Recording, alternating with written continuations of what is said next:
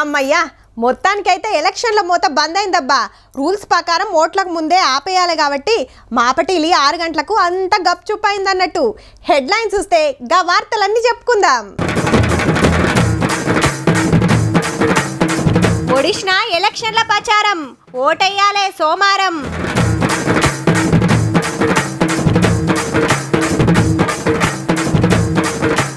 ఆఖరి నాడు పార్టీల జోరు ఏడేమైందో చూడాలే మీరు.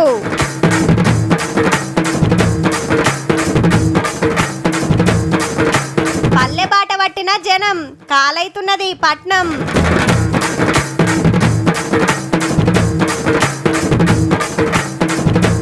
ప్రభాకర్ రావుపై అరెస్ట్ వారెంట్, సారుకు తెలియదట ఫోన్ ట్యాపింగ్.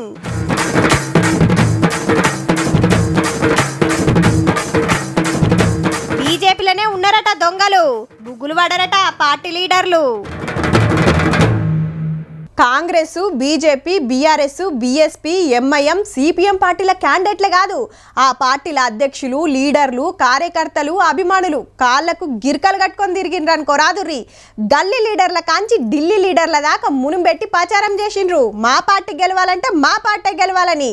ఓ నెల రోజులు మీటింగ్లు, రోడ్ షోలు, కార్నర్ మీటింగ్లు, హామీలు, స్పీచ్లు, తిట్లతోటి దుమ్ము దుమ్ముండే ప్రచారం. మరి లాస్ట్ నాడు ఏ పార్టీల ప్రచారం ఎట్లా పడిచిందో చూద్దాం పాండ్రి. ఆఖరినాడు కాంగ్రెస్ ప్రచారం చూస్తే తాండూరు కామారెడ్డి జనజాతర మీటింగ్ కు ప్రియాంక గాంధీ మేడం వచ్చింది. నోట్లు రద్దు చేసి జీఎస్టీ పన్నులేసి జాబులు ఇయ్యలేదు, అదానీ అంబానీలకు 16 లక్షల కోట్ల లోన్లు మాఫీ చేసిరని సెంట్రల్ గవర్నమెంట్ మీద గరమయ్యింది. కాంగ్రెస్ పవర్లకు వస్తే ఆటోల అకౌంట్ లో ఏడాదికి ₹1,00,000 ఇస్తారట. बीजेपी की केंद्र सरकार में 10 सालों में सिर्फ और सिर्फ बड़े बड़े खरबपतियों के लिए सारी नीतियां बनाई हैं. పొద్దుగాల సీఎం రేవంత్ సార్ పటాన్చెరులో ప్రచారం చేసి బీజేపీ బీఆర్ఎస్ పార్టీలను నడుచుకున్నాడు. ఈ రోజు సంక్షేమ అభివృద్ధి ప్రాతిపదికన జరగట్లేదు, రాజ్యాంగాన్ని మార్చాలని, రిజర్వేషన్లను రద్దు చేయాలనే ప్రాతిపదికన ఈ ఎన్నికలు జరుగుతున్నాయి. సీఎం సార్ అయితే 27 రోజులలో జనజాతర మీటింగ్లు, కార్నర్ మీటింగ్లు, రోడ్ షోలు మొత్తం 57 చేసిండు. అన్ని నియోజకవర్గాలు కవర్ చేసుకుంటా ఒక్కొక్క నాడు 3-4 సభలు కూడా అరుచుకున్నాడు. సెంటర్ లో మనకేమి ఇయ్యలేదని చెప్తానికి చూపెట్టిన గాడిదగుడ్డుకు ఫుల్ పబ్లిసిటీ వచ్చింది. ఇక పెద్దపల్లిలో మంత్రి సారు 6 ఎమ్మెల్యేలు నెల రోజులు ఎంత తిరగాలనో అంత తిరిగిరు. లాస్ట్ నాడు కూడా జోరుగా నడిచింది. ఈ సింగరేణి బొగ్గు గరిని ఎత్తుకపోదామని చూస్తున్న అదానీలకు, అంబానీలకు 14 లక్షల కోట్ల రూపాయలు మాఫీ చేసినటువంటి. ఇక బీజేపీకి వస్తే సెంటర్ మంత్రి అమిత్ షా సారు వికారాబాద్ వనపర్తిలో మీటింగ్ పెట్టిండు. తెలంగాణకు 1,00,000 కోట్లు ఇచ్చినాము, రామ మందిరం కట్టినాము, పాకిస్తాన్ సంగతి చూసినాము, ఈడ కాంగ్రెస్ పార్టీ హామీలు అమలు చేయలేదు అన్నాడు. ए से मतलब है असदुद्दीन ओवैसी, बी से मतलब है बीआरएस और सी से मतलब है कांग्रेस. తెలంగాణకెళ్ళి ఎక్కువ సీట్లు పట్టుకపోతానికి ప్రధానమంత్రి మోడీ సారు, అమిత్ షా సారు 3-4 మాటలు వస్తే ఏరే రాష్ట్రాల ముఖ్యమంత్రులు, సెంటర్ మంత్రులు వచ్చి ప్రచారం చేసిండ్రు. 17 మంది క్యాండిడేట్లు బగ్గనే తిరిగిరు ఈ 2 పార్టీలను ఎడ్డించుకుంటా. ఇక కేసీఆర్ సార్ బస్ వేసుకొని జిల్లాలు తిరుగుకుంటా 3 బహిరంగ సభలు, 22 రోడ్ షోలు చేసిండు. ఒకనాడు ముందే ప్రచారం ఓడిపించి ఇలా గులాబీ భవన్ లో మైకుల ముంగట మాట్లాడిండు. షెడ్ లో ఉన్నది కదా కారు, ఎంత బలంగా వస్తుందో దాని తాటికి రేవంత్ రెడ్డి ఎక్కడ కొట్టుకపోతాడో మీరు నేను ఇద్దరం చూద్దాం. బీఆర్ఎస్ టికెట్ మీద నిలబడ్డోళ్ళని పార్లమెంట్ కు పంపించడానికి ఇటు కేటీఆర్ సారు, అటు హరీష్ రావు సారు సీనియర్ లీడర్లు శాతనైన కాడికి తిప్పలబడ్డారు. రుణమాఫీ ఏలేదు, గ్యారెంటీలు అమలు కాలేదు, కరెంట్ ఉంటలేదని బగ్గనే ప్రచారం చేసిరు. పార్టీకి ఎంత ఫైదా అవుతుందో గానీ ఇక పాత బస్సుల అసదుద్దీన్ ఓవైసీ సారు గల్లీ గల్లీ తిరిగిండు నెల రోజులు. ఈ తీవ్ర 17 సీట్ల కోసానికి 3 పార్టీల నడుమ టక్కపర్ నడిచింది ప్రచారము. ఇక ఇటు కంటోన్మెంట్ ఎమ్మెల్యే ఉప ఎన్నిక కోసం కూడా ప్రచారం ఒడిచింది. అంతటా ఎల్లుండే ఓట్లు. కానీ ఏ పార్టీకి ఎన్ని సీట్లు వచ్చినాయి, ఎవరు ఎంపీలు అయ్యారు, ఎవరు ఎమ్మెల్యే అయ్యిండ్రో తెలవాలంటే జూన్ 4 తారీఖు దాకా ఆగవలసిందే.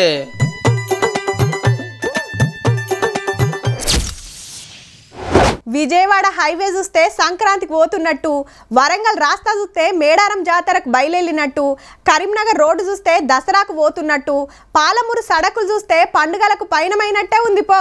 ఇగేముంది, పబ్లిక్ అంతా ఊర్లతో వదొక్కే వరకు పట్నం పల్సగైంది. ట్రాఫిక్ జాములు తగ్గినాయి, హారన్ల సప్పుడు తగ్గింది. కానీ పల్లెలకు బయలుదేరినోళ్లకు పగటి సుక్కలాగా పడుతున్నాయట. ఈడ ఎంజీబీఎస్ ఫుల్, ఇది జేబీఎస్, ఇది ఉప్పల్ చౌరస్తా, ఇది ఎల్బీ నగర్ చౌరస్తా, ఇది సికింద్రాబాద్ రైల్ స్టేషన్. ఏడ చూడు శీతం మంది. సొంతూరుకు పోవాలి, ఏళ్ళకి ఇంకంటించుకోవాలి, ఉత్తమ ఓటర్ అనిపించుకోవాలని మనోళ్ళ తండ్లాట. ఎలక్షన్ సోమవారం గాని 2 రోజుల ముందే పల్లె బాట పడుతున్నారు పట్నంకి వెళ్ళి. ఇవాళ పోతే రేపు అయితారం, ఎల్లుండి ఓట్లు. ఊరికి పోయినట్టుంటది, అందరిని కలిసినట్టుంటది, ఏమన్నా పనులుంటే సగబెట్టుకున్నట్టు ఉంటది. ఊర్లో అందరు వెళ్తారు ఓటేయడానికి. ఓటేయడానికి అవును. ఇంతకుముందు కేసారా? ఫస్ట్ టైమా? First time. వారం రోజుల ముందే బుక్ చేసి పెట్టుకున్నాం, ఎందుకు మంచిలే. మళ్ళా పోరల స్కూళ్లకు తాతీలాయే, కాలేజీలకు సెలవులాయే. ఇప్పటంతలు ఇంకేం పండుగలు చూతా లేవు కాబట్టి ఓట్ల పండుగకు బగ్గబోతుర్రు అన్నట్టు. ఇంతగానం పోతారని తెలిసే ఎక్కువ పెట్టినా బస్సులు చాలతలేవు, సీట్లు దొరుకుతలేవు. దూరం పోవాలన్నా నిలబడాలంటే చిన్న తిప్పలు అవుతుందా మరి? వచ్చినా కానీ రిజర్వేషన్ అయిపోయినాయట. ఈ ఎక్స్ప్రెస్ అంటే అవన్నీ ఫుల్లే ఉన్నాయి. ఎక్కిన బస్సెస్ అన్ని మళ్ళీ దిగిపోతారు, దొరుకుతలేవు. బస్సెస్ చాలా రష్ ఎక్కువ ఉందండి, ఎందుకంటే ఎలక్షన్ టైము, వీకెండ్ వచ్చింది. చాలా మంది ఎంప్లాయీస్ గానీ స్టూడెంట్స్ గానీ అందరూ విలేజెస్ వెళ్తున్నారు. ఆర్టీసీ బస్సులు అందకపోయే వరకు పవేటోళ్ళు కుమ్ముడు గుమ్ముతాండ్రు ఛార్జీల పేరు మీద. కోదాడికి 600-700, మామూలు టైంలో 300-350. హైదరాబాద్కి వెళ్ళి ఆంధ్రాకు పోతున్న వాళ్ళ తిప్పలైతే చిన్నగా లేవబ్బా. మన కాడాన్ని ఎంపీ ఓట్లే కానీ ఆడ ఎమ్మెల్యే ఎంపీ 2 ఓట్లు తగ్గ ఫర్ నడుసబట్టే. అభిమాన లీడర్ ను గెలిపిస్తానికి హైదరాబాద్కి వెళ్ళిపోతున్నారు. కానీ కార్ తెప్పించుకున్నామండి, కార్ లో వెళ్ళిపోతున్నాం. ట్రైన్ దొరకలేదు, బస్ కూడా దొరకలేదు. మా సొంత ఊరు ఒంగోలు అయినప్పుడు మేము ఎక్కడి నుంచి వెళ్ళాలా, తప్పనిసరిగా వెయ్యాలా అని ఉంటది కదా మాకు కూడా. కానీ వెళ్ళాలంటే మాకు సౌకర్యంగా బస్సులు టయానికి ఉండాలి కదా. వైజాగ్ అండి 3500, 2500, 4000 ఎక్కువగానే ఉన్నాయి. మామూలు టైంలో ఎంత ఉంటాయి సార్? మామూలు టైంలో 1000, 1200, 800 ఇలా ఉంటాయి. మాది చిల్లరపేట అండి. మొన్న 4 రోజుల కింద రిజిస్ట్రేషన్ చేయించుకున్నాం. ఇవాళ గవర్నమెంట్ మళ్ళీ టికెట్ల క్యాన్సిల్ అని మాకు బస్సు రిపేర్ వచ్చిందని చెప్పారు. ఓటుకి డబ్బులు ఇస్తారు, ఆ డబ్బులు ఇలా లాక్కుంటున్నారు. ఏం చేస్తాం? టికెట్లకి లాస్ట్ సీట్లు బేసిక్ గా బుక్ చేసుకోవద్దు అంటారు ఇంట్లో వాళ్ళు. అదే బుక్ చేసుకున్నాం చివరికి. ఇక ఇటు చూడు అటు విజయవాడ పెద్ద సడక్ మీద ట్రాఫిక్ ఎంతగానో జామ్ అయిందో.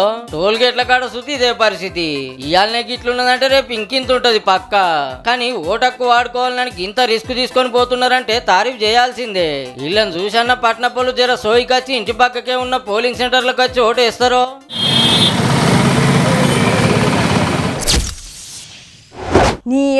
నీకు శాతనే కాదు ఓటేయకుంటే ఏమాయే సప్పుడు గంట ఇంట్లుండక అని ముసలోళ్ళని అన్నమనుకో గయ్యన లేస్తారు. వామ్మో వామ్మో ఓటర్ లిస్ట్లో నా పేరు లేదు, ఇక నేను సచ్చిన దాని కింద లెక్క అని ఓ గవ్వ శోకం పెడుతుంది. బతుకోపోయిన వాళ్ళంతా బస్ కిరాయిలు పెట్టుకొని మరి సొంతూళ్ళకి పోతారు ఓటేస్తానికి. కానీ బగ్గా చదువుకున్న వాళ్ళు ఉండే హైదరాబాదులనే ఓటేయమంటే ఆస్తి రాసియమన్నట్టు ఫీల్ అవుతారబ్బా. ఓ నెల రోజులు మోతమోగి ఇయ్యాల సప్పుడు బంద్ అయ్యింది. రేపు ఓట్ల మిషన్లు సెంట్రల్లకు పట్టుకపోతారు. ఎల్లుండే ఓట్లు పొద్దుగాల 7 గంటలకెళ్ళి మాపటిలో 6 గంటల దాకా ఎప్పుడైనా ఎలికింకు రుద్దుకోవచ్చు. 33 జిల్లాలలో 35,000 పోలింగ్ సెంటర్లు పెట్టి 1,00,000 మీద మిషన్లు దించుతున్నారు. ఎలక్షన్ డ్యూటీలు ఉన్నోళ్ళు 80 ఏళ్ళు దాటిన పెద్ద మనుషులు ఓటేసిర్రు ముందే. Certain shops, certain companies, IT companies ఉండొచ్చు, వేరే కంపెనీస్ ఉండొచ్చు. ఆ 13th నాడు పెయిడ్ లీవ్ ఇస్తలేదు. సో నేను మీ ద్వారా వాళ్ళకి మళ్ళీ ఒకసారి instructions of ECI are very clear that the 13th has to be a paid leave. 17 సీట్లకు 525 మంది క్యాండిడేట్లు పోటీ పడుతుంటే అందులో 50 మంది లేడీ లీడర్లు. అంతటా ఫుల్ బందోబస్తు ఉంటది, పోలీస్ బలగాలు దిగినాయి. సెంట్రల్ కాడ లోపట బయట కెమెరాలు పెడుతున్నారట. ఏమైతుందో తెలుసుకుంటానికి. పైసలు వంచుతున్నారనో, మందు దాపుతున్నారనో, లొల్లులు అవుతున్నాయనో మతలబ్ అందితే ఎమ్మటే ఊరుకొస్తారట పోలీసులు. ఆధార్ కార్డు, డ్రైవింగ్ లైసెన్స్ ఇట్లా ఏదో ఒకటి గుర్తింపు కార్డు పట్టుకపోవాలి. ఎండలకు తక్లీఫ్ కాకుండా టెంట్లు వేసి నీళ్ళ సౌలత్ చేస్తారట. అయితే సోమవారం నాడు ఆన దంచు దాని వాతావరణ శాఖ చెప్తుంది. The heat has come down a little bit. In any case, మా అరేంజ్మెంట్ ఎనీవే ఉంటాయి. ఇలా పొద్దునజావులనే వైన్స్లకు తాళాలు పడ్డాయి, బాలరు బంద్ అయినాయి, కళ్ళు దుకాణాలు మూత పడ్డాయి. ఓట్లు ఒడిచినాకనే తెరుస్తారు. అయితే మంచి పాలన కోరుకునే పద్మనాభరెడ్డి సార్ అసంటి వాళ్ళు ఏమంటున్నారంటే 14 నాడు ఆఫీస్కి వచ్చినప్పుడు వేలి మీద మార్క్ ఉంటేనే 13 సెలవు అని పెట్టండి. హోటళ్లు, షాపింగ్ మాల్లు, సినిమా టాకీస్లలో డిస్కౌంట్లు, ఆఫర్లు పెడతానని ఓటేస్తారని మనోళ్ళ ఆపొచ్చానా. చివరకు వైన్ షాపులలో కూడా ఆ మార్కు చూపిస్తే 14 నాడు నెక్స్ట్ డే కొద్దిగా రిబేట్ ఇవ్వడం. సోమవారం నాడు అందరు తప్పకుండా ఓటేయ్యి, మీకు నచ్చిన వాళ్ళని పార్లమెంట్ కు పంపుండ్రి.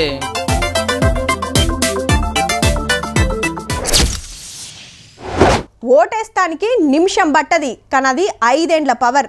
లీడర్లదే కాదు మన జిందగీ మార్చేంత పవర్ఫుల్ ఓటు.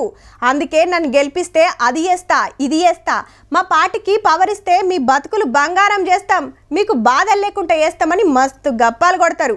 ఏండ్లకెళ్ళి ఎలక్షన్లు వస్తూనే ఉన్నాయి పోతూనే ఉన్నాయి, లీడర్లు గెలుస్తూనే ఉన్నారు ఓడుతూనే ఉన్నారు. అయినా పబ్లిక్ తిప్పలు పబ్లిక్ అట్లనే ఉన్నాయి. అసలు ఈ ఓట్ల గురించి పబ్లిక్ ఏమనుకుంటారో అరుచుకుందాం పాండ్రి. మంచోడా చెడ్డోడా ఎట్లా గుర్తుపడతారమ్మా? ఎవరైనా చెప్తారా నీకు? ఏం గుర్తుపట్టాను సార్, గుర్తుపట్టకని ఇట్లా అవుతున్నాం. నేను పైసలు ఓడిమంటున్నాడు, ఆయనకి 1,00,000 రూపాయలు ఇచ్చుడేంది, ఆడు 50,000 ఉంచుకునేది, 50,000 వంచుడేంది. తండ్రి తంతెల మీద పోతా అంటే కొడుకు కోనేట్లా పోతా అన్నాడట. చెండాలం చెండాలం అనే భాష మాట్లాడుతూ తెలంగాణ సంస్కృతిని నాశనం చేస్తున్నారు. విద్యా వైద్యం ఫ్రీ ఇస్తే చాలు, అన్ని మిగతా అన్ని తీసేసిన పర్వాలేదు. ఇప్పుడు మంచిగా తీయగా మాట్లాడతారండి, ఆ తర్వాత మాత్రమే తమ ప్రతాపం చూపెడతారండి. ఎవరు ఎవరికి పెట్టారు, ఎవరి కష్టం వాడు చేసుకోవాల్సిందే, ఎవరి కష్టం వాడు బతకాల్సిందే. ఓటుకే 2 రూపాయలు ఇవ్వాలి. 140 కోట్ల ప్రజలు ఉన్నప్పుడు ఒక చదువుకున్న ప్రధాని ఎన్నుకోలేమన్నా? ఏదో ఒకటి అడుగుతాం వస్తాం. 4 నెలల కింద చేసిన ఓట్లు దేనికి? దానికి ముఖ్యమంత్రి కొరకు. ముఖ్యమంత్రి ఇప్పుడు మరి ఎవరికన్నది ఇంకా అయితే తెలియదు, అలా పిలవంగానే వచ్చినాం. చెబుతాడు కొడతారు, బుడతాడు అంటారు. అవసరం ఉన్నప్పుడు అమ్మ అంటారు, అవసరం దాటినాక అవునే అంటారు. ఇప్పటికి ఎటు బుద్ధి పుడుతుందో ఎటు అవుతుందో ఎటు అయితే నాది ఓటే ఏదో వేస్తాం కానీ 3ను బట్టి, లేకపోతే 100కి వేసేస్తాం. సిటీలో వాళ్ళకి అవసరం లేదు, భూములు అమ్ముకున్నారు, జాగాలు వాళ్ళ ఎమ్మెల్యే తోటి అవసరం, వాళ్ళకే పైసలు ఎక్కువ ఉన్నాయి. ఈ రైతుకి ఏమంటే ఎమ్మెల్యే గారితో అవసరం, ఓటు తప్పంగా సరిస్తాం, మాకు కావాలనేది బాగుంటది. ఇక్కడ ఊర్లో పంచుతారా పైసలు ఎప్పుడన్నా? ఎన్నికలు ఎందుకు పంచరు? నాకు అవసరం లేదంట. లోక్సభకి ఎవరు నిలబడ్డారో తెలియదా క్యాండిడేట్లు? తెలియదు సార్, నేను రాజకీయంలో తిరిగాను, వ్యవసాయం పని చేస్తాను, నేను వ్యవసాయం. మాకు డబ్బులు కావాలి, మాకు తాగుడు కావాలి, బిర్యానీలు కావాలి, బీర్లు కావాలి, మేము అడగట్లేదు. మా రైతులకు ఎలాంటి ఏం కావాలి అవసరం ఉన్నాయి గవే అడుగుతాం మేము, అంతే తప్ప. కానీ ఇక అందరు వింటారు, ఎవరికి నచ్చిన వాళ్ళు వాళ్ళు వేస్తారు. ఇప్పుడు ఎవరికి చెప్పినా ఎవరు వినేటట్టు లేరు. ఇప్పుడు మా పెద్దలు మా తండ్రులు ఉన్నప్పుడు వేసారు, కోటాలు మోటాలు కమ్ముడు పోలే. ఓ పెద్దమ్మాయి దాని అంటే 10 మంది వస్తారంట, దొరికిపోతారు, 1-2 కోటాలు జైలు పెడతారు, వెళ్ళిపోతారు. ముగ్గురిట్లో ఒకరు గెలిచినా ముగ్గురు ఒకటి అవుతారు. ఎలక్షన్ మూవ్మెంట్ లో డబ్బులు వస్తున్నారు, మందు ఆపుతున్నారు. కాకపోతే ఏంటంటే యువతకు ఉపాధి కల్పిస్తే అడుకునే పరిస్థితి రాదు కదా సార్. నువ్వు కూడా బాబు వింటావా? నీ ఓటు నువ్వు వేసుకుంటావా? ఒకటే మాట, పెద్ద మనుషులు డబ్బులు తీసుకుంటారు, ఎవరికి 1 రూపాయి వస్తలేరు. సర్పంచ్ ఎలక్షన్ ఉంటే అట్లా మా దాకా వస్తారు, ఎమ్మెల్యేలు అంటే ఇంటి దాకా వస్తారు, ఎంపీ ఎలక్షన్ అంటే ఎక్కడో ఏంది. నేను నోటాకేస్తా, ఎవరికయ్యా ఎవరు నచ్చరు. చెప్పినోడు దానికి వేస్తాడని నమ్మకం లేదు. నువ్వు వాని ఇంబడి తిరుగుతావు, నువ్వు వేయవు, నువ్వు వేసేది ఎవరికైనా. డబ్బుల మీద నడుస్తుందా రాజకీయం? ఉచితాలు చేయబట్టి దేశం మొత్తం నాశనం అయిపోతుంది. ఎందుకు ఉచితాలు? ఎవడు అడిగిండు అని మీకు ఉచితాలు? ఎవరైనా చెప్తే ఎత్తావా? నీకు నువ్వు ఎత్తావా? మేమేస్తాం, ఎవరు చెప్పుడేంటి? అంత డబ్బు ఉన్నవాడే గెలుస్తున్నాడు. భాష బాగాలేదు, ప్రవర్తన బాగాలేదు, ఒకడని కాదు అందరూ అట్లాగే ఉన్నారు. కాకపోతే పర్సంటేజ్ ఎక్కువ తక్కువ. సీరియల్ గురించి మాట్లాడు, రాజకీయాలు మాకు తెలియదు. ఆ పార్టీ ఏం చేయలేదు మాకు, ఈ పార్టీ ఏం చేయదు, ఏ పార్టీ ఏం చేయదు, ఇట ఉన్న దిక్కు ఎత్తారు, ఇట ఉన్న దిక్కు పోతుంది. మేము ఏమనుకోము, ఎవరు వచ్చినా మాకు అంతే. మాకు ఎవరు వచ్చినా ఈ కష్టం అయితే తప్పదు. ఎవరనేది లేదు, ఎవరికి ఇష్టం వస్తే వాళ్ళకు ఇంకా ఆలోచించుకోవాలి. అప్పటి వరకు ఎవరు డబ్బులు ఇస్తారా, ఎవరు మందు తాగిస్తారా అని చెప్పి ఆలోచన కొద్ది మనం ముందుకు పోతే ఏంటంటే వాళ్ళు కూడా కొంత డబ్బు ఖర్చు పెడతారు కనుక వాళ్ళు గెలిచిన తర్వాత దోచుకోవడానికి ఎగబడతారు, ఏ నాయకుడైనా కూడా. ఎవరికైతే వాడిపోయినాక విద్య, వైద్యం, ఉపాధి, రైతుకు మద్దతు ధర కావాల్సింది. ఇవి మాత్రం అయితే మేము తప్పకుండా అడుగుతాం. మాకు ఇవి ఉచితాలు వద్దు. వాళ్ళని వీళ్ళు తిట్టుకోవడం, వాళ్ళని తిట్టుకోవడానికే టైం సరిపోతలేదు వాళ్ళకి. మనకి ఎక్కడ వేస్తారు సార్? ఒకసారి 2 సార్లు దండం పెడతా బాన్సన్ అన్నోళ్ళు 5 ఏళ్ళు మేము కాలు మొక్కినా మాకు పని చేస్తలేరు. ఎవరి మధ్యలో పోటీ ఉంటుంది? మనకు అంతగా తెలియదు రాజకీయాలు. ఇప్పుడు ఎట్లుండే నీ చిన్నప్పుడు రాజకీయాలు, ఇప్పుడు ఎట్లే? అప్పుడు అట్టిగానే తేతుడు అప్పటిదే మంచుకుంది. ఓటు వేసేది చెప్తామా? ఎవరికి వేసేది? మనకు మనసులు ఉంటుంది అంతే, ఎవరికి వేయాలో ఎవరికి వేయద్దు, ఎవరు చెప్పి వేయం కదా. ఏ ప్రభుత్వం వచ్చినా కానీ ఇది ఎన్నికలప్పుడే వస్తారు, హామీ ఇస్తారు, తర్వాత ఎవరు కనబడతలేదు. అందరు ఎవరి తరపున వాళ్ళు చెప్పుకుంటూనే ఉంటారు, మనం నచ్చిన వాళ్ళకి ఓటు వేయాలి. ఇక వీళ్ళు వచ్చి చేసేది లేదు, వాళ్ళు వచ్చి చేసేది ఏం లేదు, కోలుకోవడానికైతే వేయాలి. ఇప్పుడు పబ్లిక్ ఏమనుకుంటారు, నాకేం వస్తుంది అన్న కాన్సెప్ట్లో ఉన్నారు. నువ్వు ఏం చేస్తావు, నాకు దేశం డెవలప్మెంట్ అవుతుందా, నాకు ఇది డెవలప్మెంట్ కాదు, నాకేం వస్తుంది? ఏం కోరుకుంటారు? మంచుకో 10,000 5,000 ఇస్తే మంచుకుంటూ ఏమనుకుంటాం సార్, ఎక్కడో చేస్తాము, వేసేదికే వేస్తాం. ఒవ్వరు మమ్మల్ని ఓటు వేయమని అడగద్దు. ఇప్పుడు ఈ ఓట్లు ఉన్నప్పటి నుంచి మమ్మల్ని బతులు ఆడతారు, ఓట్లు పెడతారు. మీరు ఎవరికన్నా మనకు సాయం కాకపోయినా వీధుల కన్నా సాయం అయింది. మాకు భూమి లేదేం లేదు, కష్టమైతే తప్పదు మన జీవితంలో. వీళ్ళకి ఇది చేస్తాం అది చేస్తాం అంటారు కానీ చేసేది ఏం లేదు. వాళ్ళకు ఎలక్షన్లు అప్పుడు తప్ప వేరే అప్పుడు కనబడరు. మాకు పెద్ద మనుషులు ఉంటారుగా, గిటే సత్య గటే సత్య అంటారు. మన ఇష్టం ఉన్నది చేస్తాం. అప్పుడు వాళ్ళు చెప్పినట్టు కూడా ఏం వినాం. ఏం లాభం ఉంది? వస్తారు, నేను నాన్న గల్లలు ఎగేస్తారు, వస్తాడు, ఎవ్వడు చేయడు పని. ఏ లీడర్ ఎవరికి లీడర్లు, వాళ్ళకి లీడర్, మనకే లీడర్, మనకు మనమే లీడర్లు. పలానా పని సక్సెస్ అయిందంటే వెనుక మరలా ఓ టీం వర్క్ ఉంటుంది. టీం లీడర్ ప్లాన్ చేస్తే అండ్లున్నోళ్ళంతా అమలు చేస్తారు. ఒక్కొక్కరికి ఒక్కో పని అప్పచెప్తే ఫైనల్గా ఆ టీంకు పేరు వస్తుంది. వాళ్ళ పనితనం గుర్తించి అవార్డులు, సన్మానాలు, సత్కారాలు ఉంటాయి. సేమ్ టు సేమ్ గసంటి టీం కథే ఇప్పుడు మీరు చూడవేది. కాకుంటే చెప్పను చూడాల్సిందే. పరారైన ప్రభాకర్ రావు గారు సుత అరెస్ట్ అవుడు పక్క. బెయిల్ కూడా ఛాన్స్ లేని నాన్ బెయిలబుల్ అరెస్ట్ వారెంట్ జారీ చేసింది మరి నాంపల్లి కోర్టు. ఫోన్ ట్యాపింగ్ కేసులా మేనిగున్న ఈ సార్ ఇప్పుడు అమెరికాలో ఉన్నాడు. నన్ను అరెస్టు చేయొద్దని కోర్టును కోరినా కేసు కొసెల్లాలంటే పట్టుకరావాల్సిందేనని ఆర్డర్ వచ్చింది. ఇక మన పోలీసులు అమెరికా పోలీసులకు వివరాలు పంపితే వాళ్ళు నోటీసులు ఇచ్చి హైదరాబాద్ కు దోల్తారట. ప్రభాకర్ రావు సార్ను ఊకుండా పెట్టి ప్రశ్నలు అడిగితే పెద్ద పెద్దోళ్ళ పేర్లు బయటకు వస్తాయని ప్రచారం నడుస్తుంది. ఎందుకంటే సీక్రెట్ పోలీసులకు ఈ సారే పెబ్బా. మీదికెళ్ళి ఏ ఆర్డర్ వస్తే అది ఫాలో అయిందట.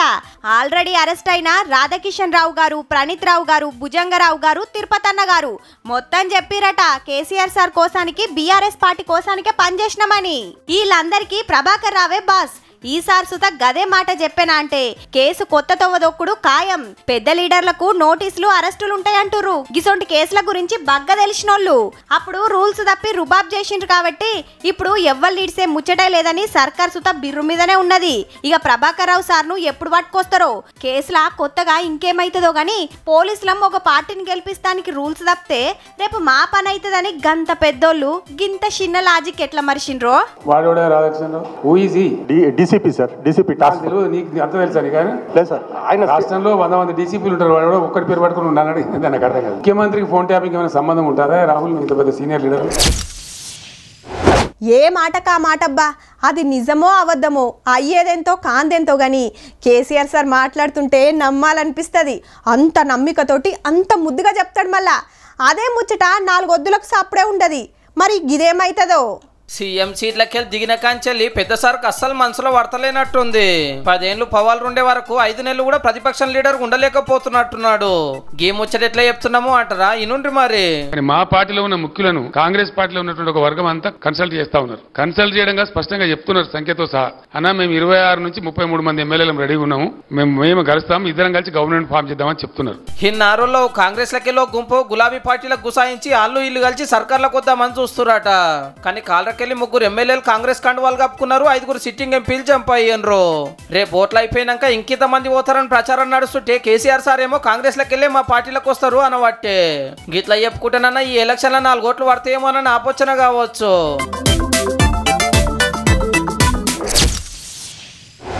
దేశంలో జాతీయ పార్టీలు, ప్రాంతీయ పార్టీలు బొచ్చడున్నాయి కానీ చీపురు పార్టీ తారీఖే అలాగుంటుందబ్బా. అదో రాజకీయ పార్టీ లెక్కనే ఆగుబడది. పార్టీ అధ్యక్షుడు కాంచి కార్యకర్తల దాకా అందరు అట్లనే మెసులుతారు. గందుకే కావచ్చు ఢిల్లీకి 3 మాటల ముఖ్యమంత్రి అయిండు కేజ్రీవాల్ సారు. లిక్కర్ స్కామ్ కేసులా జైలుకు పోయినా ఏలువడిలా ఏడ గింత ఫరాక్ రాలేదట. రాత్రి జైళ్ళకెళ్ళి బయటకు వచ్చి పొద్దుగాల హనుమండ్ల గుడికి పోయిండు ఢిల్లీ సీఎం కేజ్రీవాల్ సారు. అటెన్క ఇలేకర్ల మీటింగ్ పెట్టి సీదా ప్రధానమంత్రి సార్కు సూటు పెట్టిండు. కేసులు పెట్టి జైలుకు పంపితే మా పార్టీ కథమైతదని అనుకుంటుండు గాని ఎంత దొక్కాలని చూస్తే అంత పైకి లేస్తామన్నాడు. అవినీతి పరులతోటి కొట్లాడుతున్నామని ఊకూకే మోడీ సార్ అంటుండు కదా, గసొంటోళ్ళంతా మీ పార్టీలనే ఉన్నారు అని ఎడ్డిచ్చిండు కేజ్రీవాల్ సారు. చీపురు పార్టీలా అసొంటోళ్ళు అగబడితే ఊడ్చి అవతల వారేసిండట. देश के सबसे बड़े चोर, उचक्के और डकैतों को उन्होंने अपनी पार्टी में शामिल कर लिया। मैं मोदी जी को कहना चाहता हूँ, भ्रष्टाचार से अगर लड़ाई लड़नी है तो केजरीवाल से सीखो। అన్ని పార్టీలు ఖతం చేసి బీజేపీ ఒక్కటే ఉండాలనుకుంటుందని గరమైండు. ఇయాల మైక్రో ముంగట మాట్లాడిండు గాని ఇక జెప్పున్నే ఎలక్షన్ల ప్రచారంలకు దిగుతుండొచ్చు. జూన్ 1 తారీఖు దాకా బెయిల్ మీదనే బయటనే ఉంటాడు. చూడాల మరి సార్ పతారతోటి ఆమ్ ఆద్మీ పార్టీ ఎన్ని సీట్లు కొట్టుకొస్తుందో. చూసిండ్రు కదా, ఇక ఇవ్వుళ్ళ ఇయాల్టి తీన్మార్ వార్తలు ఉంటామల్లా. నమస్తే.